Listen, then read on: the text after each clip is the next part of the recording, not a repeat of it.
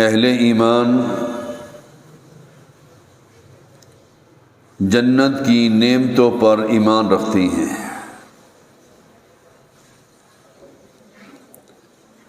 اہل ایمان کے دل میں امید اور خوف دونوں جمع ہوتی ہیں۔ اہل ایمان کے سامنے جب جنت کا تذکرہ کیا جاتا ہے، جنت کی نعمتوں کے بارے میں قرآن کی تلاوت کی جاتی ہے، جنت کے محلات اور جنت کے بازار اور جنت کی حوروں کے بارے میں سنایا جاتا ہے، ان کے دل میں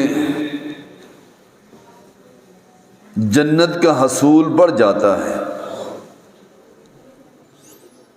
وہ رب کے سامنے سجدہ ریز ہو جاتے ہیں، رب کی تسبیح اور حمد بیان کرتے ہیں۔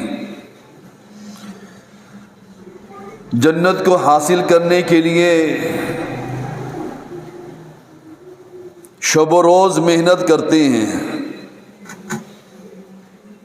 کہ رب کی جنت جس کے اندر اللہ نے مہمان نوازی کرنی ہے، اللہ کی رسول صلی اللہ علیہ وسلم نے حوض کوثر سے اپنی امت کو پانی پلانا ہے، اس جنت میں رب اپنا دیدار کروائے گا۔ وہ جنت کی نعمتیں کبھی انسان بوڑھا نہیں ہوگا، بیمار نہیں ہوگا، کوئی تکلیف نہیں ہوگی۔ اہل ایمان کے دل میں اس جنت کو حاصل کرنے کے لیے اور شوق پیدا ہو جاتا ہے۔ اور جب اہل ایمان کے سامنے اللہ کے عذاب کے بارے میں آیات پڑھائی جاتی ہیں، سنائی جاتی ہیں، موت سے لے کر حشر کے میدان تک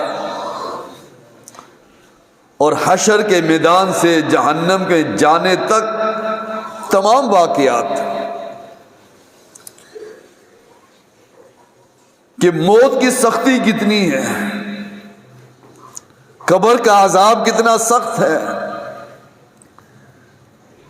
قبر سے نکلنے والا انسان کس اور کس طریقے سے حشر کے میدان کی طرف پہنچے گا،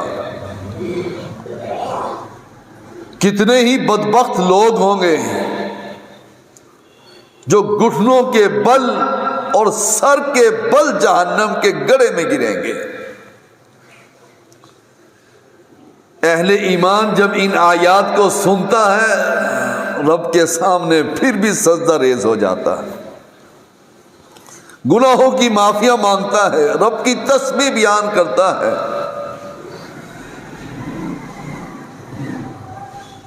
انما یؤمن بآیاتنا الذین اذا ذکروا بها، ہماری آیات پر وہی ایمان لے کر آتے ہیں جب کبھی ان کو نصیحت کی جاتی ہے۔ یہ نصیحت ہے بھائیوں، جنت کے تذکرے نصیحت ہے، جہنم کی وعید نصیحت ہے۔ ایک طرف رب کی نعمتوں کو یاد کر کر انسان جنت کی طرف کوشش کرتا ہے، وَسَارِعُوا إِلَىٰ مَغْفِرَةٍ مِّن رَبِّكُمْ،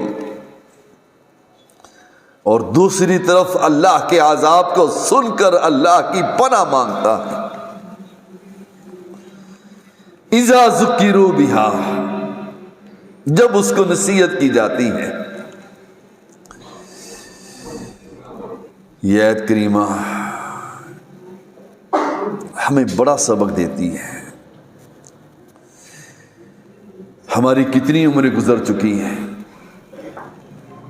اور کتنی دفعہ نصیحت سن چکے ہیں۔ ہماری آیات پر وہی لوگ ایمان لاتے ہیں جب انہیں نصیحت کی جاتی ہے، خروا سجدا وسبحوا بحمد ربہم، فوراً سجدہ ریز ہو جاتے ہیں، رب کی حمد اور تسبیح بیان کرتے ہیں۔ وَهُمْ لَا يَسْتَكْبِرُونَ، تکبر نہیں کرتے۔ ہمارا کیا حال ہے؟ ہم کتنا تکبر کرتے ہیں۔ اللہ کے احکامات کو سن کر جو نہیں مانتا وہی تکبر کرتا ہے، اذان کو سن کر جو مسجد میں نہیں آتا، نماز نہیں پڑھتا، وہی تکبر کرتا ہے۔ وَهُمْ لَا يَسْتَكْبِرُونَ، وہ تکبر نہیں کرتے، رب کی بات کو مان لیتے ہیں کہ حشر کی سختیاں بڑی ہیں، عذاب قبر بڑا سخت ہے، سانپ اور بچھو چھوڑے جائیں گے، یہ جسم کیڑے اور مکوڑے کھا جائیں گے، پھر اس قبر سے نکل کر حشر کی طرف چلنا ہوگا۔ اذا ذکروا بها، یہی تو نصیحت ہے، یہی تو فکر ہے انسان کو دینے کے لیے۔ اگر اس کی سوچ اور اس کی فکر یہ بن جائے کہ میں نے قبر میں جانا ہے اور قبر سے نکل کر حشر کی طرف جانا ہے، اور حشر کے سامنے دو ہی راستے ہوں گے، ایک جنت ہے اور ایک جہنم ہے،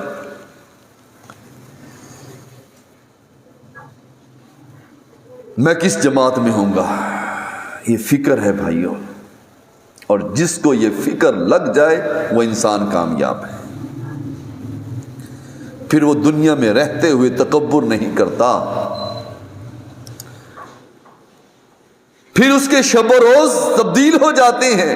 تتجافى جنوبهم عن المضاجع يدعون ربهم خوفا وطمعا ومما رزقناهم ينفقون۔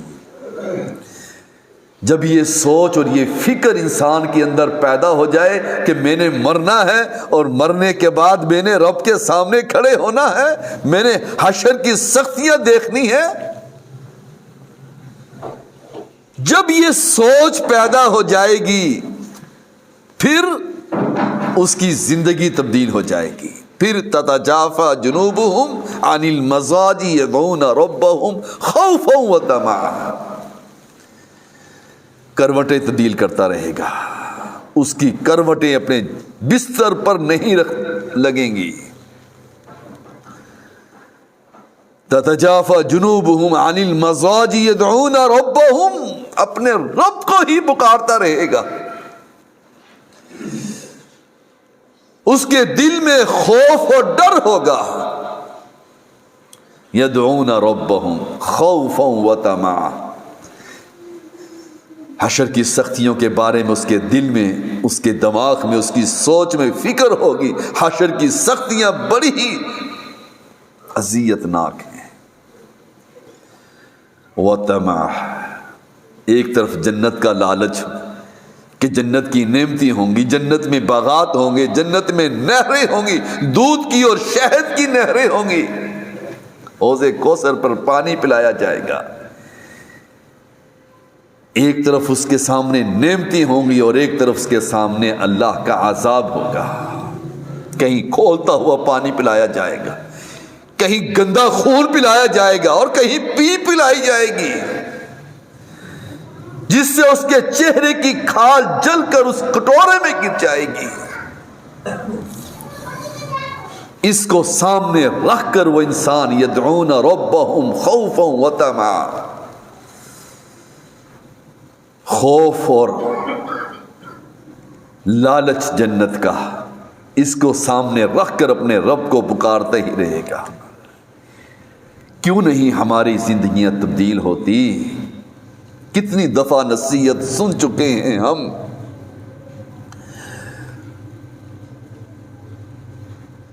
کتنی عمریں گزر چکی ہیں بھائیوں،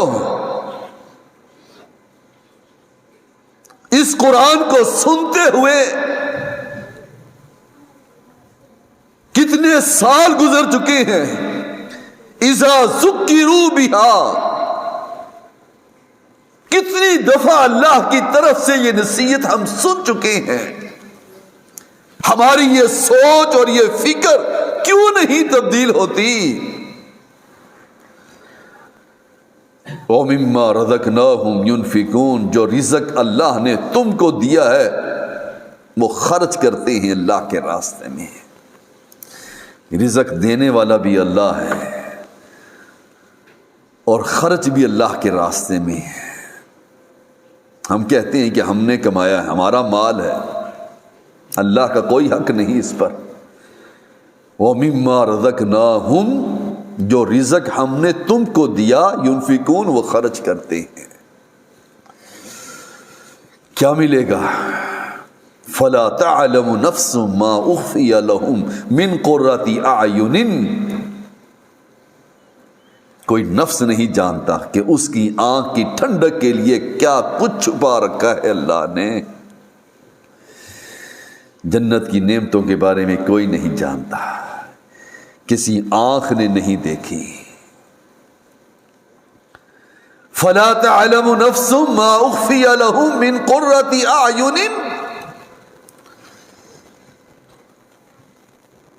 کسی کو نہیں پتا کہ اس کی آنکھ کی ٹھنڈک کے لیے اللہ نے کیا کچھ رکھا ہے. جزاء بما كانوا يعملون، یہ بدلہ ہے اس چیز کا جو دنیا میں تم اعمال کرتے ہیں. قصہ ہی ختم ہو گیا. سوچ لیجئے میرے اور آپ کے اعمال کیسے ہیں.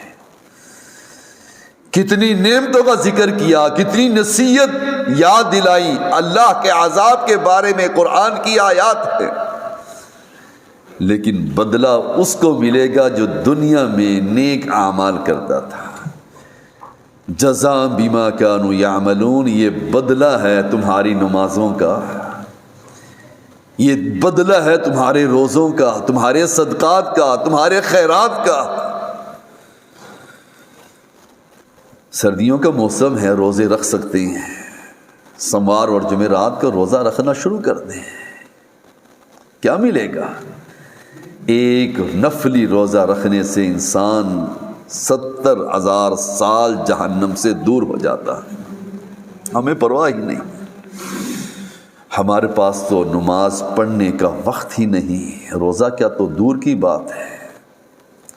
فَلَا تَعْلَمُ نَفْسٌ مَّا أُخْفِيَ لَهُم مِّن قُرَّةِ أَعْيُنٍ جَزَاءً بِمَا كَانُوا يَعْمَلُونَ، یہ بدلہ ہے اس چیز کا جو دنیا میں تم اعمال کیا کرتے تھے.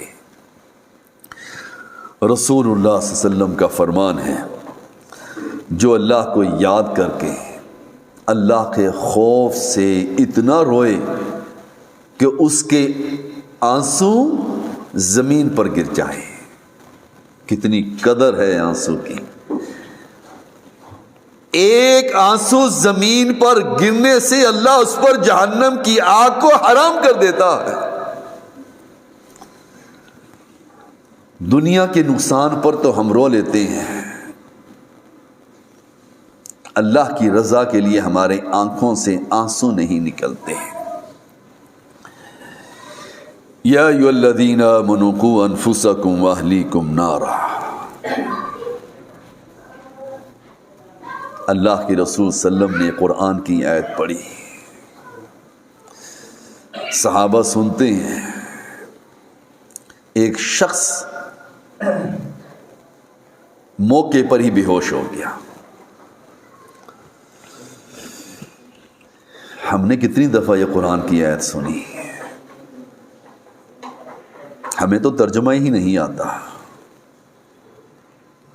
یا ایھا الذین آمنوا قوا انفسکم واہلیکم نارا وقودها الناس والحجارہ علیہا ملائکۃ غلاظ شداد لا یعصون اللہ ما امرہم ویفعلون ما یؤمرون. اب بھائیو قرآن کو پڑھ کر تو دیکھیے، انسان کو جھنجھوڑ کے رکھ دیتا ہے.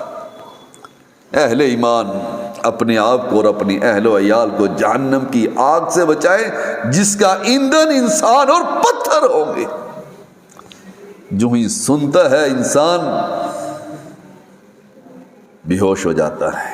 اللہ کے رسول صلی اللہ علیہ وسلم اس کے دل پر ہاتھ رکھتی ہیں، دل چل رہا ہے۔ آپ نے فرمایا پڑھ لا الہ الا اللہ، وہ پڑھتا ہے اور اللہ کے چلا جاتا ہے، فوت ہو جاتا ہے۔ آپ نے فرمایا خوشخبری ہے اس کے لیے، جنت کا راہی ہے، جنت کا مہمان ہے۔ ہم پر تو کبھی غشی نہیں پڑتی، کوئی فکر ہی نہیں، کوئی فاقہ ہی نہیں، جیسے مرضی ہماری اولاد ہو، جیسے مرضی ہمارے گھر کی چار دیواریاں ہوں، ہمارے گھر کا ماحول ہو، بچے نماز پڑھیں یا نہ پڑھے، بیوی نماز پڑھے یا نہ پڑھے، کوئی فکر ہی نہیں۔ کیا میری اور آپ کی ذمہ داری نہیں بنتی کہ ہم نے اپنی اولادوں کو جہنم کی آگ سے بچانا نہیں، ان کی تربیت نہیں کرنی؟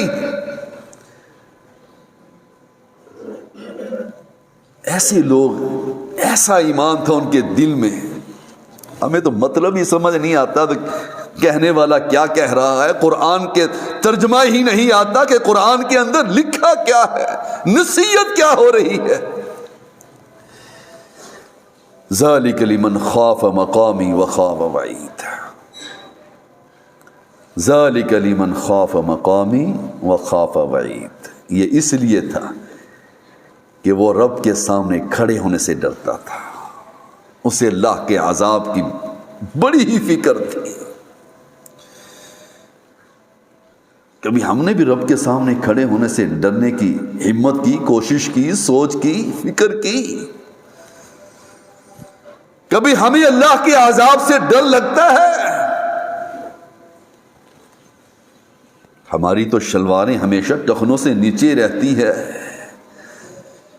100 دفعہ حدیثیں سن لیں ہمارے اثر ہی نہیں ہوتا کہ اس شخص پر نظر رحمت نہیں کرے گا اللہ تعالیٰ، اسے کلام نہیں کرے گا، اس کو پاک نہیں کرے گا، اس سے کلام نہیں کرے گا جس کی شلوار ٹخنے سے نیچے ہو۔ کیا بنے گا بھائیو؟ ساری عمر یہ سنتے ہی رہیں گے اور عمل نہیں کریں گے۔ اللہ کے رسول صلی اللہ علیہ وسلم نماز کی حالت میں ہی اتنے روتے تھے جیسے چکی چلنے کی یا چولہے پر ہنڈیا رکھنے کی آواز آتی ہے، ابلنے کی آواز آتی ہے، پکنے کی آواز آتی ہے۔ حالت نماز میں ان کے سینے سے اتنی آوازیں آتی تھی۔ ہماری نمازوں کی کیفیت، کھڑے صف میں ہوتے ہیں اور ذہن کہیں اور ہوتا ہے۔ کیوں نہیں اس نیت سے نماز پڑھتے کہ انسان کم از کم یہ سوچ لے کہ میں اگر اللہ کو نہیں دیکھ رہا تو کم از کم اللہ تو مجھے دیکھ رہا ہے۔ یہ سوچ کر نماز پڑھیے کہ فرشتے ہمارے ساتھ کھڑے ہیں۔ اللہ کے رسول کا فرمان ہے صلی اللہ علیہ وسلم، 2 قطرے اور 2 نشان اللہ کو بڑے ہی محبوب ہیں۔ ایک وہ قطرہ جو رب کے عذاب سے ڈر کر آنکھ سے آنسو نکلتا ہے، ایک قطرہ نکلتا ہے، اللہ کو بڑا ہی محبوب ہے۔ اور ایک وہ قطرہ جو حالت جہاد میں خون کا قطرہ نکلے، اللہ کو بڑا ہی محبوب ہے۔ اور 2 نشان اللہ کو بڑے ہی محبوب ہیں۔ ایک وہ نشان جو راہ جہاد میں لگ جائے، اور دوسرا وہ نشان جو ہمارے بس میں ہے، نماز کی ادائیگی کے وقت چہرے پر محراب بن جائے، ماتھے پر محراب بن جائے۔ ایک حدیث میں آتا ہے کہ اگر انسان گناہ گار ہے جیسا بھی ہے، جہنم کی آگ اس محراب کو نہیں لگے گی۔ ہمیں فکر ہی نہیں۔ یا ایھا الذین آمنوا اتقوا اللہ حق تقاتہ ولا تموتن الا وانتم مسلمون۔ اہل ایمان، ایسے ڈرو رب سے جیسے ڈرنے کا حق ہے۔ وَاذْكُرْ رَبَّكَ فِي نَفْسِكَ وَاذْكُرْ رَبَّكَ فِي نَفْسِكَ تَضَرُّعًا وَخِيفَةً، اپنے رب کو پکارو گڑ گڑاتے ہوئے، ڈر ڈر کر رب کو پکارو اور اپنے گناہوں کی معافیاں مانگو۔ آج وقت ہے، ہم پر، ہمارے پاس وقت ہے، ہم اپنے گناہوں کی معافیاں مانگ سکتے ہیں، رب کو پکار سکتے ہیں، رب کو منا سکتے ہیں گڑ گڑاتے ہوئے۔ انہم کانوا یسارعون فی الخیرات ویدعوننا رغبا ورہبا وکانوا لنا خاشعین۔ یہ نبی سب نیک کاموں میں جلدی کیا کرتے تھے۔ انہم کانوا یسارعون فی الخیرات ویدعوننا رغبا ورہبا وکانوا لنا خاشعین۔ مہربانیوں کی امید رکھ کر رب کے عذاب سے ڈرتے ہوئے اپنی زندگی گزارتے تھے اور خشوع اور خضوع رکھا کرتے تھے۔ خاشعین، جھکنے والے، ہماری طرح نہیں کہ اللہ کے احکامات سامنے ہوں، رب کا بلاوا مسجدوں سے آئے اور ہم گھروں میں بیٹھے رہیں، دوستوں میں بیٹھے رہیں، محفلوں کو سجا کر بیٹھے رہیں۔ تجھ سے بڑا باغی اور کون ہے کہ رب بلائے اور نہ آئے؟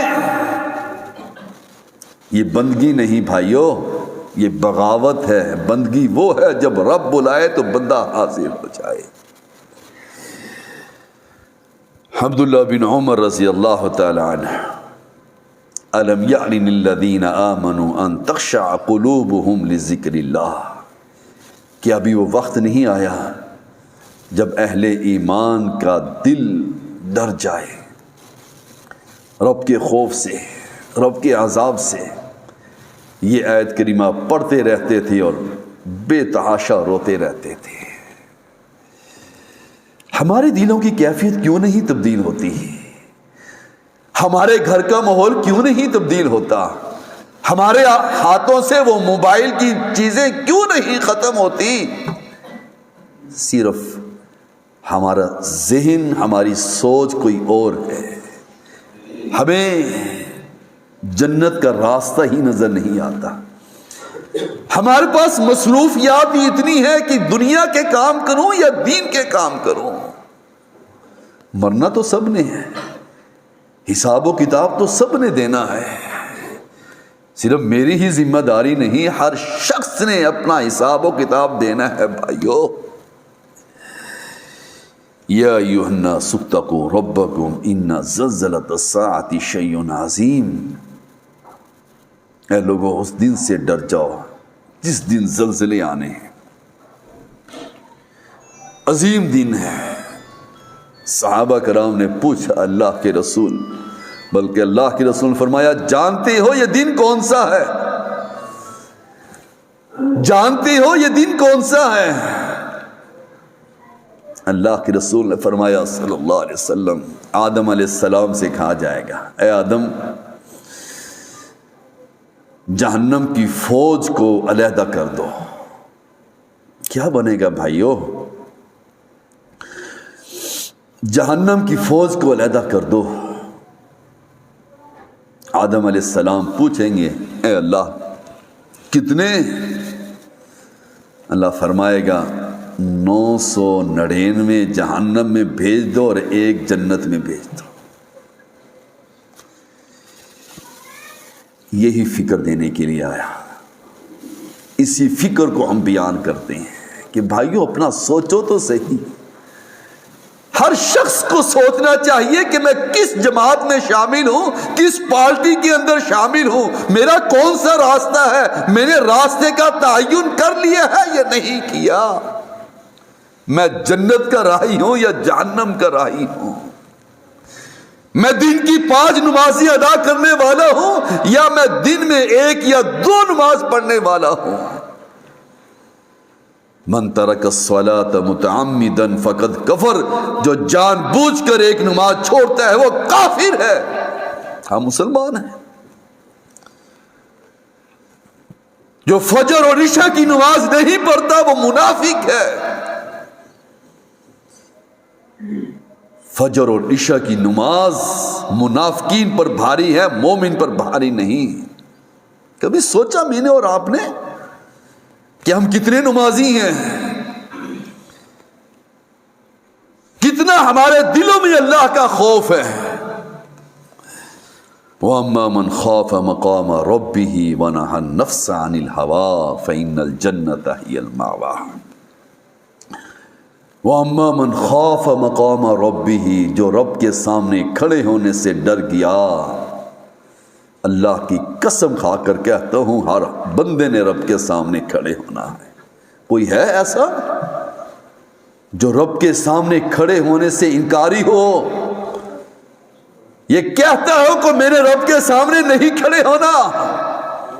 کسی کی جرت بھی نہیں، کوئی بول نہیں سکتا، کوئی اپنے قدموں کو ہلا نہیں سکتا رب کے سامنے جب تک اپنی زندگی کا جواب نہیں دے گا، اس کے قدم وہیں ہل نہیں سکتے۔ ہمیں فکر ہی نہیں۔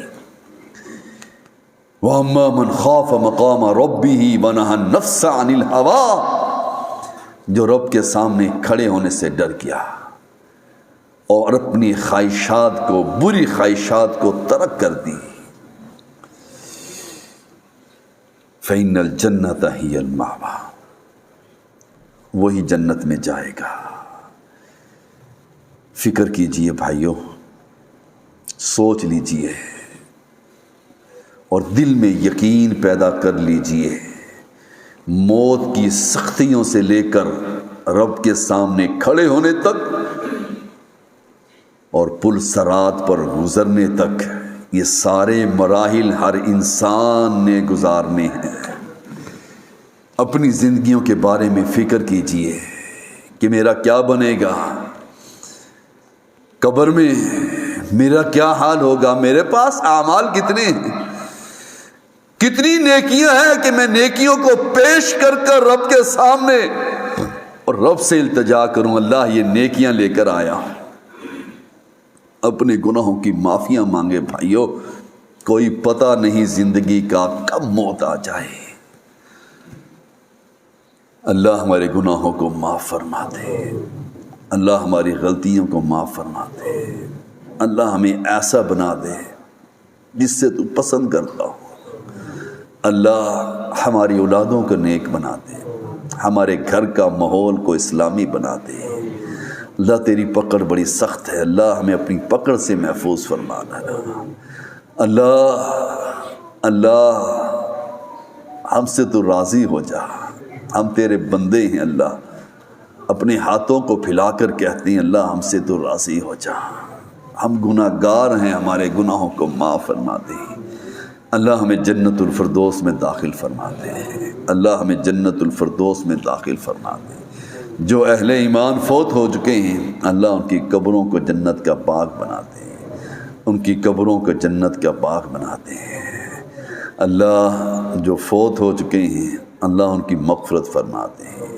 اقول قولی ھذا استغفر اللہ دینکم ونساء المسلمین۔